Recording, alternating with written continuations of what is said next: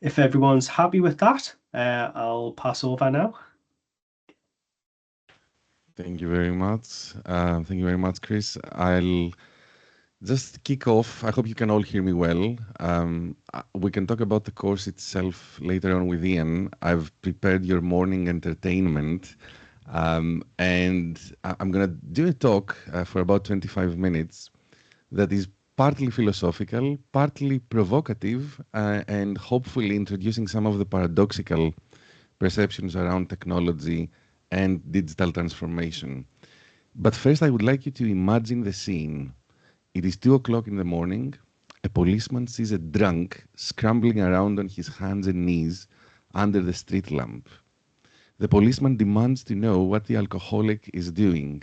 I'm looking for my keys, he says, pointing out into the darkness.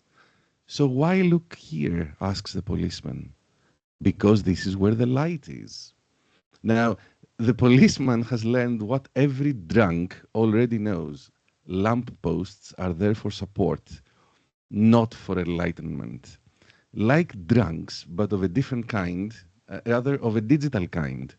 Today's managers are intoxicated by the lights of new technologies. The blinding lights of the shiny latest innovations promise anything from solutions to organizational problems to hyper-competitive advantages and incredible new efficiencies. And this is because the lights of technologies are bright, or to put it in the words of one of the world's most eloquent poets, this is because they shine bright like a diamond and do not feel guilty if you're humming the tune in your head.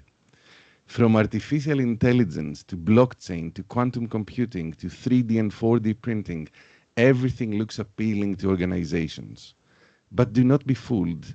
Paradoxes can be exposed when we try to frame these interactions and make an effort to observe them from outside of that frame. There we will see that thinking about technology as a solution masks the inevitability of a deeper philosophical paradox within it. How is it possible from within a set of algorithmic causal operations that are programmed in the machines that all of this complexity emerges around us in organizational life and all hell breaks loose? In more unambiguous terms, how does the move from causality in the technology to complexity in organizations occurs? And what can we extract from that transition for reflecting on digital transformation and technology management? Now, if things are so nice and neat in technology, where do we lose that causality in the machines? And where does the ambiguity creep in? Philosopher Don Idy put it nicely. He said, by placing technology within a cultural context, we have a double ambiguity. First, we have an ambiguity that arises when any technological artifact is placed in multiple use contexts. So the same technology opens up a whole host of repurposing by different users in different contexts. Second, we have an ambiguity of selection by any technological intention that can be fulfilled by a range of possible technologies. So the need to select one technology instead of another eliminates possibilities, contingencies, and introduces unique path dependencies and unique risks. So what Don Idy is saying basically is that A and B together in a sociocultural or socioeconomic and organizational context introduce this degree of indeterminacy to all human technological interactions. And this injects ambiguity, and it is the key set of influences that dilute the causality that is embedded in the machines.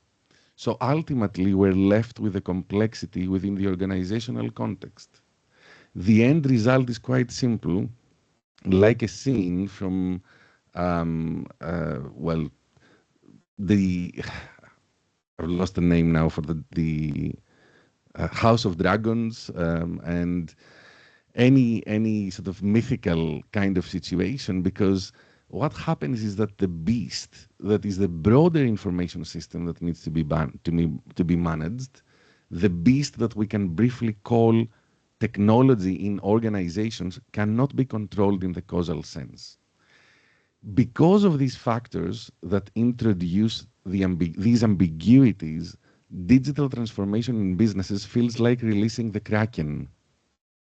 In a major survey that took place at Harvard Business Review, the title is really amazing and interestingly enough called Digital Transformation is Not About Technology. They found out by interviewing CEOs, CIOs, CTOs that digital transformation risk was the #1 concern, and that 70% of all digital transformation initiatives do not reach their goals. In fact, of the $1.3 trillion that was spent on a single year in digital transformation, about 900 billion went to waste. Why do some digital transformation efforts succeed and others fail?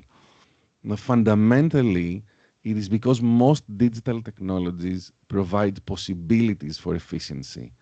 And these gains and customer support are very useful, of course, but if people in the organization lack the right mindset to change and the current organizational practices are flawed, digital transformation will simply magnify these flaws. That's why Harvard Business Review summarized it with that title, that digital transformation is not about technology. But just like the drunk that sees illumination, managers seek solutions. These are logical lampposts propelled like mumbo jumbo from consultants that flood in to organizations to propose their own solutions. Just like lampposts help alcoholics find their keys, but only within an immediate space and in immediate vicinity of interactions, so do information and communication technologies help managers. That means that technology is there for support and not for enlightenment. It is in these difficult circumstances that management of technology needs to operate. And the enormous stresses placed on today's managers means that they too are pushed like thinking like alcoholics.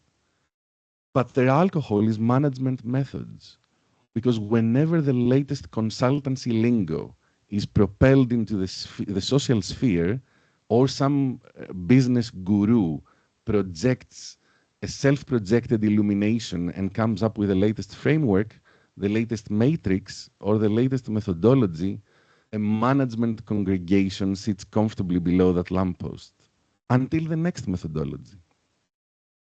Momentarily, they feel enlightened, delighted even, but then they venture again into the darkness until they find comfort in the next lamppost. Based on the Harvard Business Review survey, that darkness in digital transformation in between the lampposts was 900 billion wasted when the methods did not live up to the reality. These are the ways of the methodological alcoholics, or as I call them, wait for it, methodolics. They see technology as a different kind of Pandora's black box, one that is intrinsically good. But as I mentioned a few years ago in an interview with the British Computer Society, the most dangerous IT professionals are those that believe firmly in the benevolence of technology itself and treat its unintended consequences and built-in biases as exceptions and not as systemic phenomena that are unavoidable and that need to be managed continuously. Or else expect more from business problems and not less as technology advances. For the sake of sanity, I should note that I don't quote myself too often, much like I don't Google myself every day. But I too try to remind myself of how hyped up I can get about a technology, like artificial intelligence, for example, and how we should always keep an eye out for down-to-earth socio-technical or socio-economic red alerts that provide more sober accounts. The Economist, for example, claimed in an interesting analysis that AI has had almost no economic impact so far. And in technology management, we know that pathway well, given that the technological advance might be commoditized too quickly and thus offer very little competitive advantages. Naturally, the companies cannot simply renounce the devil's technology. And thankfully for us, the very fact that computer technology can be so diabolical means that this is a time of great opportunity for those that can understand the nature of the beast and deal with it pragmatically, deal with it critically, and take advantage of technology. But this is never a linear path because whenever you apply technology A, you never get a causal link to handle the organization because Don IDs B is in the way, the degree of indeterminacy. And this is one of the reasons why programs like ours exist. Yet everywhere, there seems to be a neurotic quest for computerized efficiencies, where any form of redundancy in an information system is viewed as an inefficiency that is to be eliminated. This perverse and quite decadent view of efficiency was anticipated by the British naval historian Cyril Northcote Parkinson when he warned us that perfection in planning is a symptom of decay. Planning to oblivion to optimize an organization, it can in fact make it so efficient that it will not work in the long run. Or else, efficiency can be bad for business. In business terms, this sounds completely absurd and completely counterintuitive. But in Darwinian terms, it makes perfect sense. Because when you have extreme efficiency, you effectively optimize a species or an organization, in this case, to a niche. So you create a system that cannot handle much variety from its environment. And when that niche fails, as it must, the species is threatened with extinction.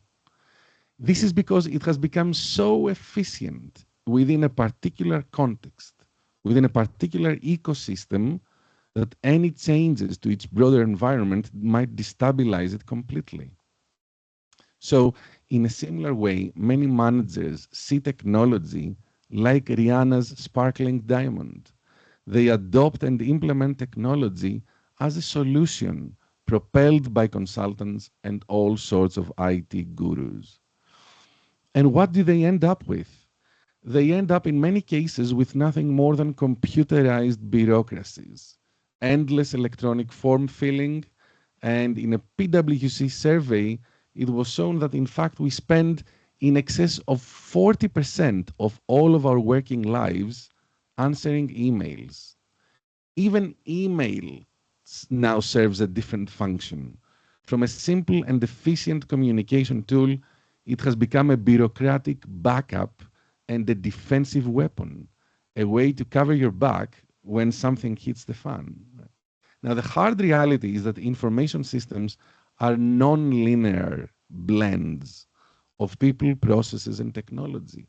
And so critical thinking about their relationships for management leaders is critical. I should say that at a moment in time where data-driven, data-oriented organizations take center stage, and a new chapter between humans and machines is entering the game, data has become the new gold. And this signals another critical frontier, that organizations really need to take care of the data. And so they need to take care of the cybersecurity. All companies are moving from behind closed doors in sort of centralized IT systems to ecosystems of openness with all sorts of communication capabilities. This is creating more complex, more dense networks of data exchanges. And so it increases the spectrum of possible vulnerabilities. That means that also attacks towards companies in cybersecurity are not always targeted. They are indiscriminate. In a live sample of cyber attacks, for example, you can see that it's basically like an algorithmic ping pong of vulnerabilities that are randomly scattered around the world. And over the course of a single day, they can end up in tens of millions of cyber attacks. In fact, in a single company, BP is a good example of this, CEO publicly had admitted that they get up to 50,000 cyber attacks a day. In some more orchestrated attacks, we have a lot of targeting of organizations in, for example, distributed denial of service attacks. All of these increase the complexity, and the cybersecurity landscape becomes critical. So it's not a question of if organizations will be cyber attacked, but when. And the Internet of Things, new developments in interconnecting things, from smart cars to smart thermostats to smart fridges, whatever, creates vulnerabilities that people do not expect. Hackers, for example, have used a refrigerator to attack businesses. These kinds of attacks imply that technology itself can become an insider threat to a business. And as our reliance on technology deepens, we have different phenomena that we need to deal with. For example, Tesla drivers were left unable to start their cars after outage on the mobile app because what is a key of gaining access when the car itself, for example, becomes more like a digital asset? So technology creates a system of risk. And in that system of risk, we have emergent phenomena and unintended consequences. These consequences mean that new emerging technologies, like the rise of AI, are going to be requiring managerial skills as they are far more difficult and far more exponentially difficult to unravel. And it does require a lot of deep thinking from the management and on what is the new world that is emerging with AI. A lot of companies, of course, are particularly excited about this.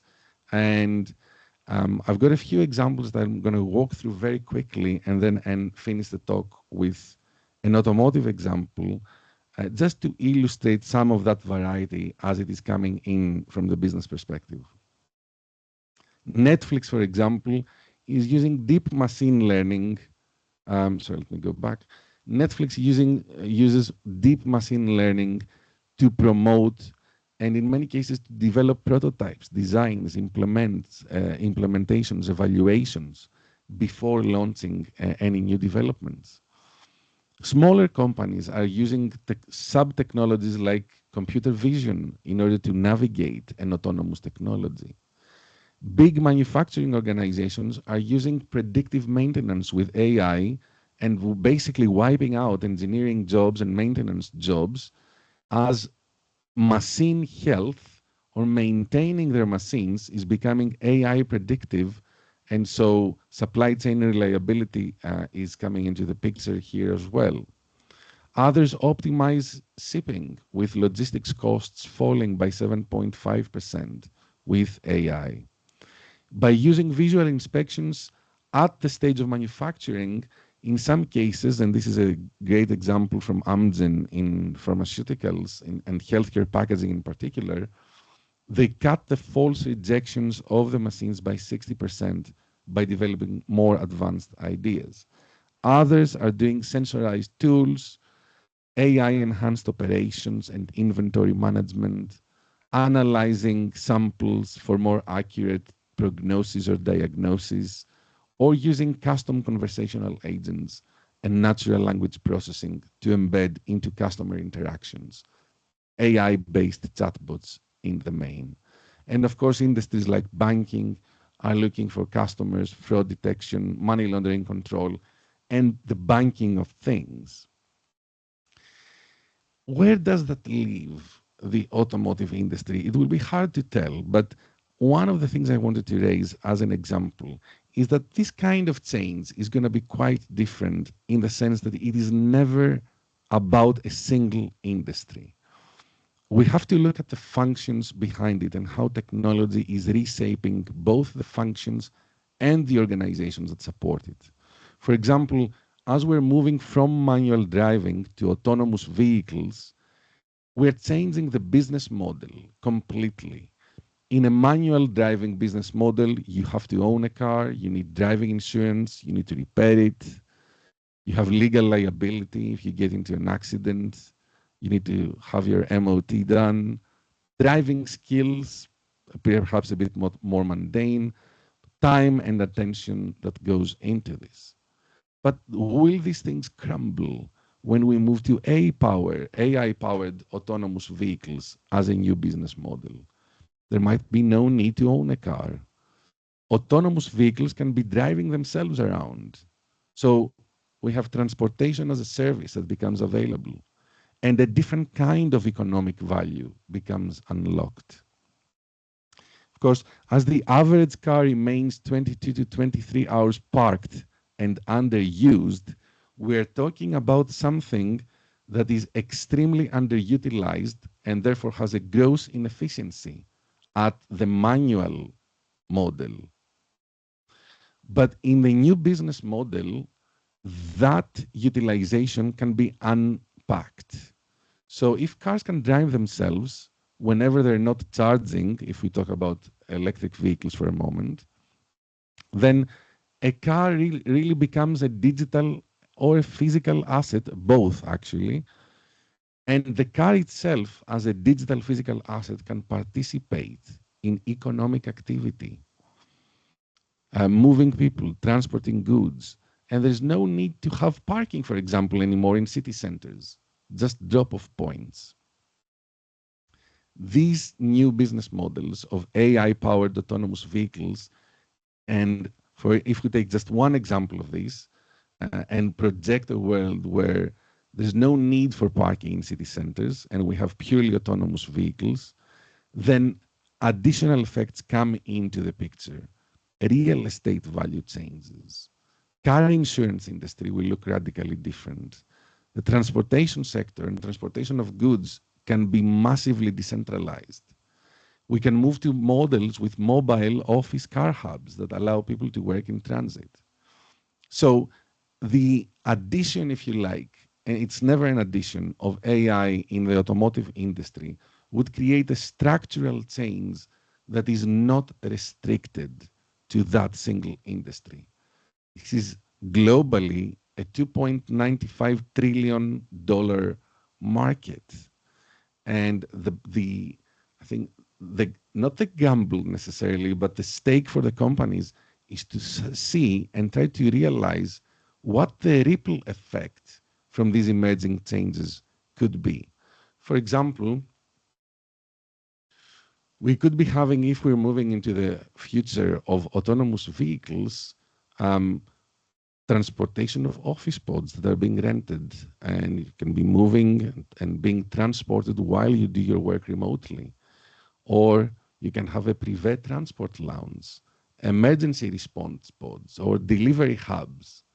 Even designer companies can have their own customized delivery designer shops, and users would be interacting with these shops with their mobile apps, getting in and out while the vehicle itself autonomously moves to the next collection point, or charging on the move towards the direction of your preferred travel. So future scenarios around this and thinking through the multidimensionality of the interactions that any industry will find itself in is difficult to predict, and we're not only talking about the Uberization of the services and the manufacturers themselves, but of the whole ripple effect and how investment or reinvestment and repositioning of digital assets in this space could sort of come into play. And for that reason, I think this is the main architectural design problem that we have from an academic perspective. And one of the reasons that we designed this program is because we wanted to develop people that think critically about managing technology.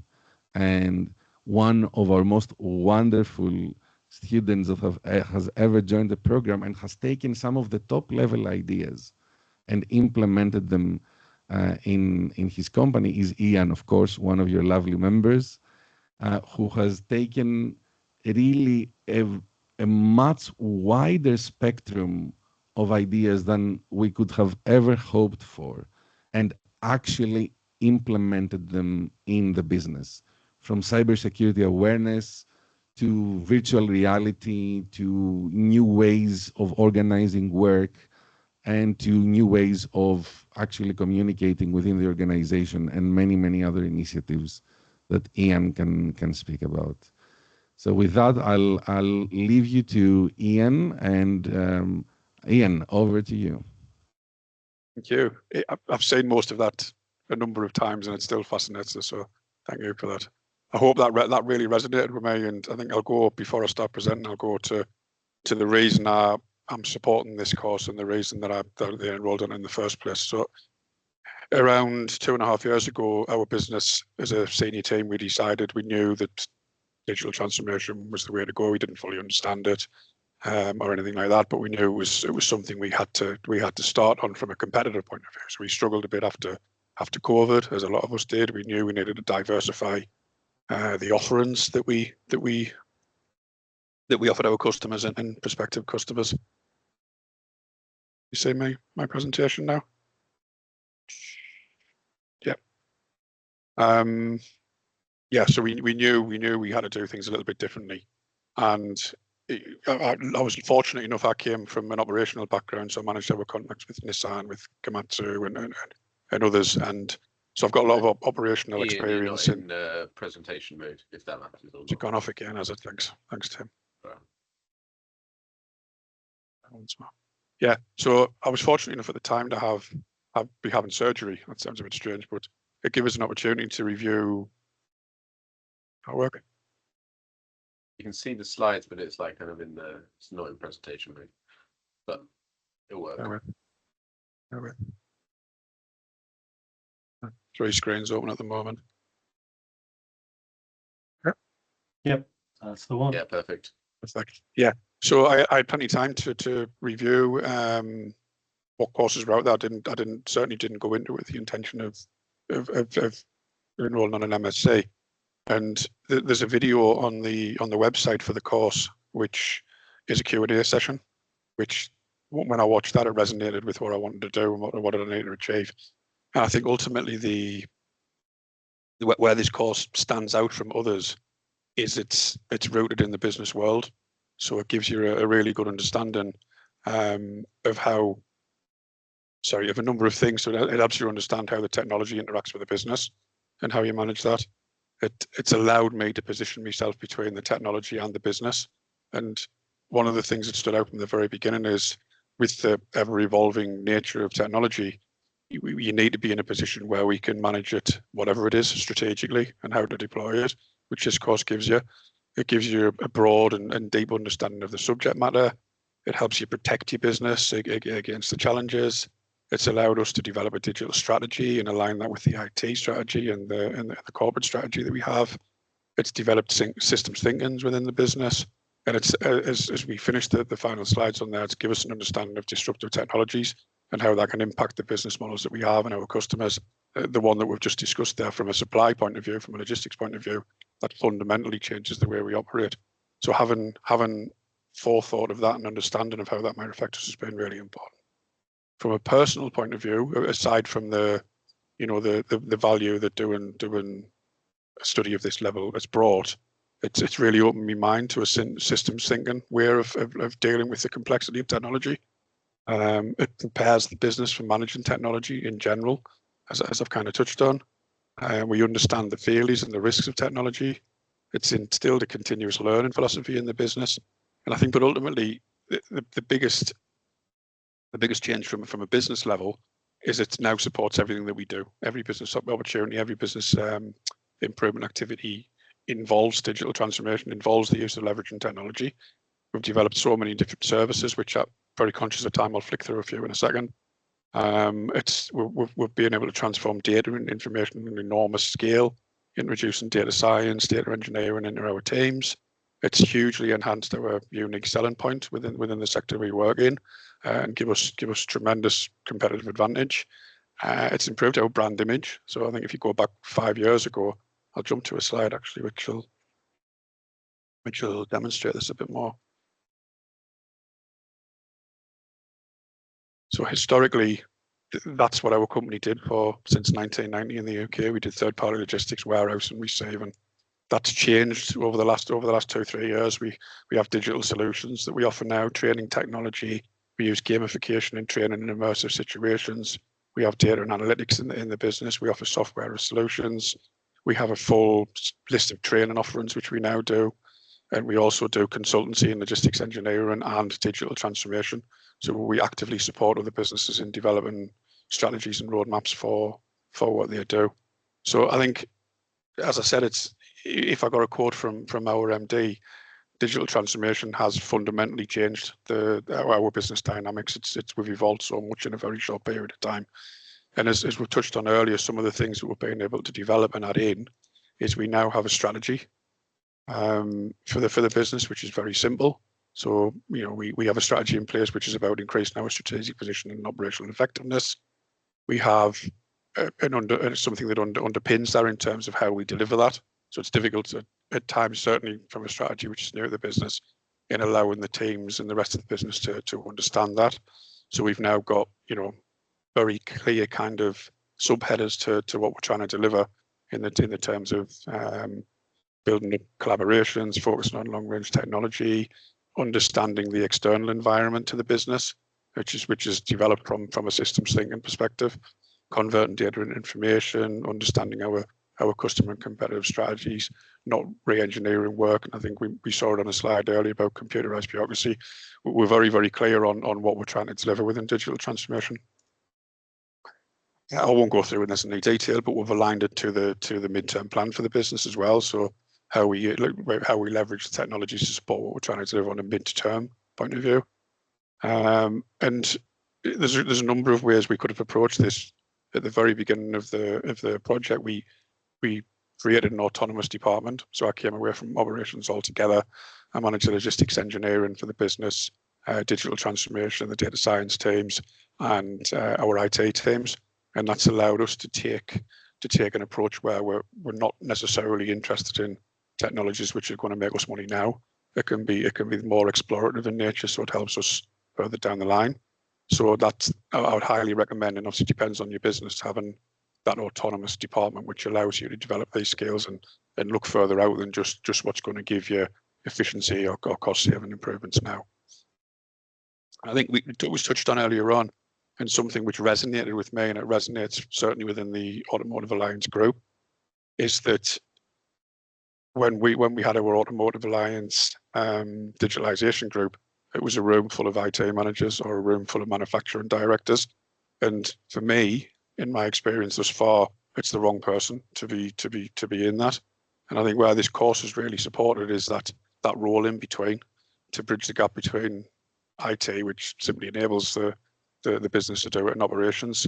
And this course really is rooted in that. And that's what sold it for me more than anything else. Is it's allowed me to build those skills up where I can be that bridge between the technology and the operations. I think we spent a lot of time in trying to make this contextualized and as broad in the business as possible. So we now, we've got competencies and skills for the team, which would ordinarily include your technical skills and stuff like that. But we've introduced DX and data competencies into those frameworks as well. So we now have, our managers on the shop floor, our operational guys and stuff like that have to meet a certain level of DX and data competency as well. So we're really trying to build up that how it's broad and it's behavioural within the business. Some of the projects which we've been able to do on the back of the learnings is that we had a big issue. Again, I can share these after. I won't go into a lot of detail, but we had a big issue with our transport fleet and how we used to check for any issues on the transport. It was highlighted as the biggest pain point in terms of administrative work. We were able to basically take the 159 checks we had to do a day, and we managed to develop a system. So play on the screen, okay. So we developed a transport management system where instead of using paper, instead of people manually going out to vehicles and stuff like that, we'd have a mobile application which the driver would use to report any issues. And then there's a system behind it to manage the fleet, when things are off road and all that kind of stuff as well.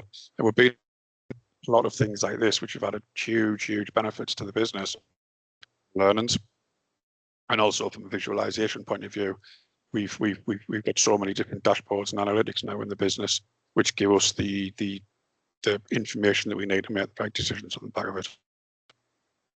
In terms of data management, we have put in place a data lake and data factory. We use Microsoft Azure in the business to support the volume of data that we're now using and ingesting. And we've also put in place a digital home. With that much data, that many dashboards, that many systems now, we've got a landing point now with the kind of cheesy tagline that you'd never be more than 3 clicks away from the information we need, and that's deployed in our business, and it's deployed in some of our customers now as well, where we share information in this way.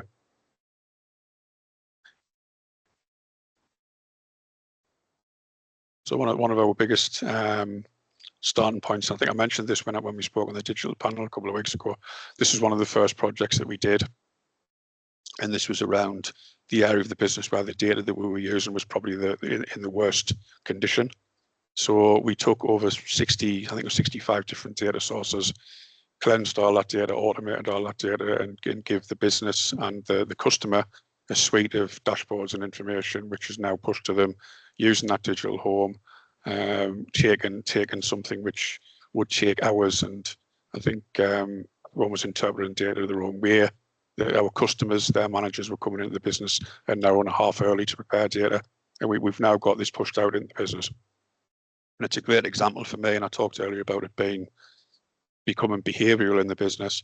We've now got the team who work with our Komatsu customer that have gone on. Once the DX project was finished and we moved away, that team's then carried it on, and they've offered more and more digital solutions. They're off to Japan next month to speak with the wider Komatsu group, and a lot of it's been supported by the digital transformation and the information project that we've did down there. I think we touched on it earlier. Cybersecurity has become a huge thing. I've actually written my dissertation on social engineering within cybersecurity. We're introducing so many different technologies in the business now, and I think from a physical security point of view, we've always been pretty good. We pay a lot of money for external providers and so on and so on and so on. But the humans in this are the weakest link, and I think we've touched on a number of times. It's where this course has added so much benefit. Is we think of digitalization on it's a bit of an overhyped term, and we talk about it from a technological level, not the business and the complexity which we've heard more academically spoken about earlier. And where this course has really allowed us to understand it is specifically when it comes to social engineering as well, is that we've got these technologies in place, but how do we understand how our employees are going to orientate to them, what they're going to use it for, is it going to add any more risk? And understanding the social aspect of the technology deployed in the business has really allowed us to really tighten up and do a lot more in terms of what we do with cybersecurity. Well, I'm not sure if the video will play very well here. We did a full review on cybersecurity. I'm conscious of time, so I'll stop after this one. We did a full review on cybersecurity in the business, and we realised that we didn't really have any way of capturing the daily tasks within the business, the daily challenges that we were seeing. So the phishing emails, the phone calls. If you see somebody who is in an area of the building where they shouldn't be, we didn't have any way of capturing that. So using the learnings, we developed an application where people can report any emails that they get, any phishing emails or phishing emails or whatever it may be, which very, very simple. As you can see on the screen, it's working okay. We just put something in very, very quick so they can report quickly. I would receive an email saying this has been reported. I would classify that, and then we begin to understand the attack climate for the business. So, for example, we've noticed that we did in May, and we understood what the attack climate was then. We're seeing phishing emails, mainly business email compromise and so on. But since then, and the information that we've been reporting, we've now seen an increase in sextortion emails, for example, which we'd never seen before. Nobody had reported that before. We've seen an increase in the use of authority to try and get people to release phones or to give information. which all stemmed on the back. So we had our managing director won the Lifetime Service Award at the last Automotive Alliance Awards. So his face was on social media. It was, it was everywhere with his name and his title. Literally the week after, we saw a huge increase in people impersonating the managing director. So this is this kind of these learnings that we've taken, the use of technology deployed in the business to add value where we didn't have it before, has been fundamental to what we've been able to achieve. I've got loads more, and I will share it with you after, but I'm conscious of time. It's we've only got 14 minutes left, so I'll stop sharing. And any questions, please feel free. That was great. Thank you very much. Cheers for your time today. Obviously, that really informative. Thank you very much. I'll open it to the floor. Has anybody got any questions? There's nothing in the chat, I don't think. No, but Mark. Take myself off. Yeah, that hand came up very quickly there. Yes, I was kind of waiting for any other people. Sorry, to introduce myself, I'm the skills manager at the NEAA. And thanks. 2 brilliant presentations. Thank you very much. Really do appreciate it. I don't want to sound controversial. I think we're sitting in a utopian world here. If we look at this work I'm involved in from an LSIP, Local Skills Improvement Plan point of view, and looking at the Hull and East Yorkshire Local Skills Improvement Plan, we both agree that digital skills are essential across all sectors. We know that, we appreciate that, we know where the future is going. However, the basic levels of education are low in digital skills. And we're talking about an MSc here. I'm talking about level 2s to level 3s to level 4s progression rates are very low, and digital poverty is very low. So to Ian's point, the audience today is obviously very IT digital focused. How, for me, am I going to get the thousands and thousands and thousands of small to medium enterprises to this level? What's the strategy? How do I get, a small company? And well, actually, I think from an NEAA perspective, we're aware of some larger companies that are not on this journey. How do we get them on that journey? Well, first, I think from I think it differs from business to business, but as I touched on earlier, my background is nothing to do with technology. I'm not an IT guy, not at all. And I think what we did was we started very small and strategic in terms of the projects that we worked on, and we started looking outside very quickly at. I mentioned earlier about collaborations and whatever. We looked very quickly at the technology providers. But we were getting offered, it was £100,000 to do this, £200,000 to do that, and we're not a huge business. We couldn't afford those things, so we took a we personally have taken a different stance. And what's worked really well for us is utilising and empowering people who are already in the business. So the team our current data science team and business analysts have come from. They've all worked in the business over 8 years. I think 8 years and 15 years. The two that spring to mind. So they've got experience of working with our customers. We've empowered them in terms of the technical skills. So your business intelligence skills, your low code, and and all the other things that we currently do. But where the third thing which is really supported is we've invested a lot of time in them in terms of academic. So yeah, it's a cost to the business, of course, but the rewards that we've got on the back of it's been enormous. So myself doing this course, completing this course, we've paid for people to go through computer science and data analytics courses.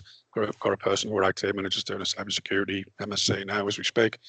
And that mix of the technical skills, the operational skills, and the academic skills to underpin it all, that theoretical knowledge has really helped us what we do. But I think to get started, it's looking at something small to begin with, and I think from that, to not sound too cheesy, from that acorn it just grows and grows and grows. And thank you. Yeah, thank you. I mean, yeah, I know Vantec, and I know and Martin and the size, and it'd be really good just to kind of map that out, really. What you've just described, the investment, the time, I think it's the passion, isn't it? It's the, we're willing to put this into the company and the ROI that brings. I'm fortunate. I know, we've done an awful lot, but I've been quite fortunate because I've had the platform to do it. So you touched on our report directly to the MD. We created that autonomy. I did have targets, of efficiency improvements on the back of the introductions, which we achieved. I managed them. I didn't pass them on to the team. I want the team to be very functional and, work alongside each other to develop what we're doing. So there is an element of efficiency improvements, and I think you can make the balance. I think I touched on earlier about the exploitative kind of ones where we can just exploit the stuff that we've already got to make us more efficient. So a great example, which I didn't put in the presentation, was we had a purchasing system in the business, which was great. It managed all the workflows. You got the notifications when someone raised a purchase order, but there was no analysis of that information. And the business at the time there's a time of the year where we've got to pay royalties and whatever, and it's always from a cash flow. It's very tight. So within, I think it was a day, we developed a dashboard which was the analysis of the purchasing system, and the behaviours that are introduced. It's probably saved us on average £50,000 a month. So, which has allowed us to develop other things.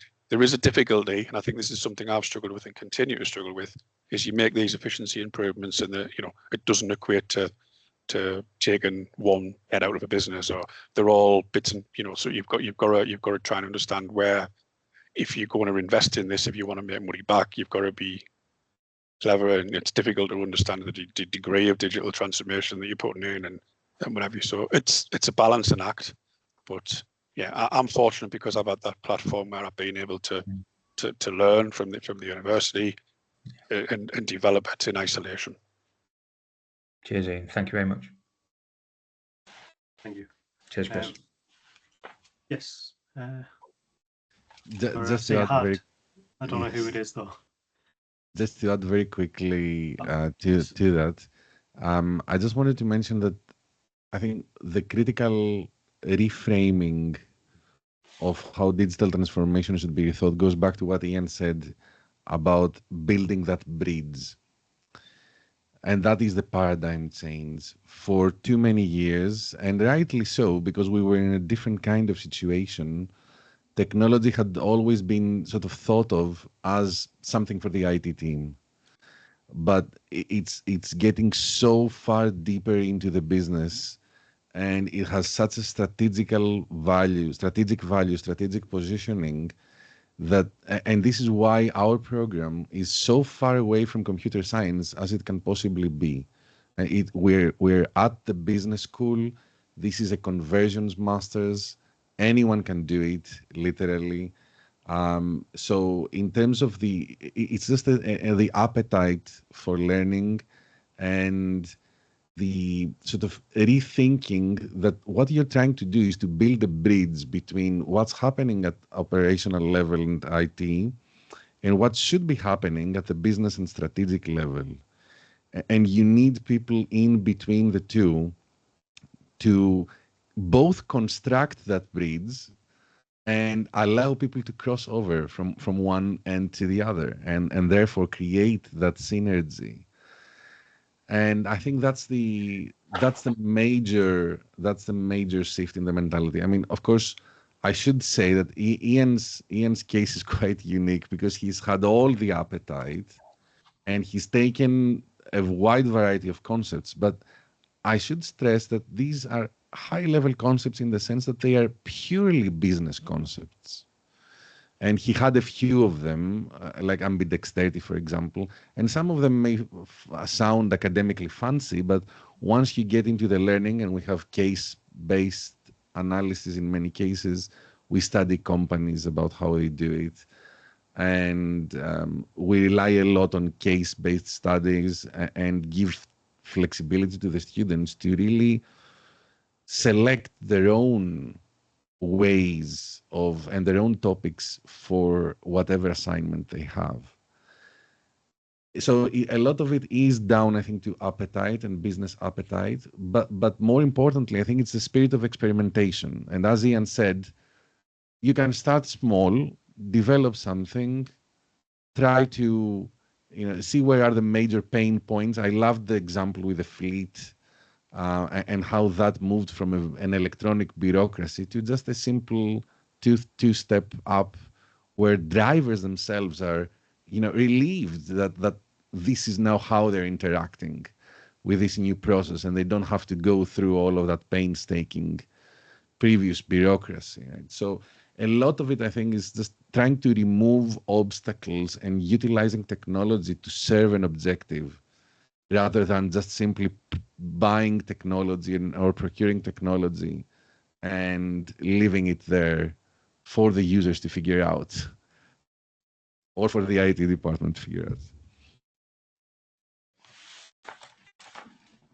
Thank you. Yes, Ian. There we go. I've got my screen working again. I agree with that. I think one of the major benefits, and I'll use an example. So we introduced we trialed generative AI, ultimately a chatbot for the business not long ago, and we had 30 people, 30 very engaged people. We used our HR team, our commercial teams, and it was just sold as an enterprise ready model. We uploaded policies, procedures, and things like that. Nobody used it in 3 weeks. Not one person. After the initial playing about with it, asking, silly questions, and most of the time nobody used it. And I think if we scroll back 2 years ago, we wouldn't have understood why that was the case. I think that the learnings from the courses, it really, there's a mix of psychology and ontology in there, which we haven't discussed. And I know straight away when we started reviewing it and understanding it, it's not because the people didn't want to use AI. It's not because it wasn't fit for purpose. The technology was fine. It didn't fit with our business because the teams we put it in, they had the policies on the desktop, or they already knew everything. They'd worked there for 15 years and knew everything. So it really gives you an understanding of I touched on it earlier, how your team will orientate towards the technology that you introduce. And it allows you to understand the failures and what you need to do differently. And you've got that in mind before you introduce that technology. It's a very simple example, but an example we wouldn't have been able to understood. We wouldn't have understood 2 years ago. Thank you. Just conscious of time there. Is anybody else got any other questions or they wish to raise? Harvey? Yeah, thank you, Ian, and thank you, Dionysios, for that the session early on. Just your last point that you raised, Ian, what is then the adoption rate? What factors, maybe just a few of them, that actually stimulate that adoption rate so that inputs into a digitalization strategy actually do show return on investment? Yeah, I think from an adoption point of view, we get buy-in very, very quickly with what we're trying to achieve. I think we try to contextualize as much as we can. So we do what we call DX projects. So we involve the rest of the business and we develop their, the skills within their own departments and things like that. So I think we didn't really need to do a lot to get people on board. I think once people saw the results of what we were doing, everybody's budget submission the next year had more technology and so we had to manage that in the right way. But I don't think if you do something, we starting small and strategic. If you do something which impacts the business very quickly and they say the benefits, the buy-ins, almost immediate. It certainly has been for us. Great, thank you. Yeah, so we're in the last minute. Any more before I bring this to an end? Honestly, I'll just finish on one thing. There's nothing, on a personal level, that me promoting this course is from two things. One, the tremendous value it's brought me from a personal level into the business, and two is working alongside the Automotive Alliance. I am 100% sure that the right person in the businesses who do this course it'll give them an enormous benefit. So, I'm not affiliated with the university in any way. The benefits are enormous. So if you've got somebody in your business or you've got the right person who you think would fit, then I would highly, highly recommend and reach out if that person can happily reach out to me if they want us to discuss anything about it. That was going to be my final thought there. I was going to push that one out. Yeah, so if anybody does have any additional questions or they wish to learn more about this course, things that Ian's done, and the university as a whole, please do reach out. We're happy to sort of share contact details and put you in touch with the relevant people. Alternatively, if there's anybody else in your business that wants to have that information as well, just let us know. This is here to serve everybody. And just to say that I'm, of course, happy to discuss anytime if anyone has any questions about the program itself. And, if there's any more program-specific information, I'd be happy to circulate that. A lot of it is on our website, and I have some other news for the Alliance. So Ian will circulate. I'll just send an email to Ian, and then Ian, feel free to pass that around to the association, to the Alliance.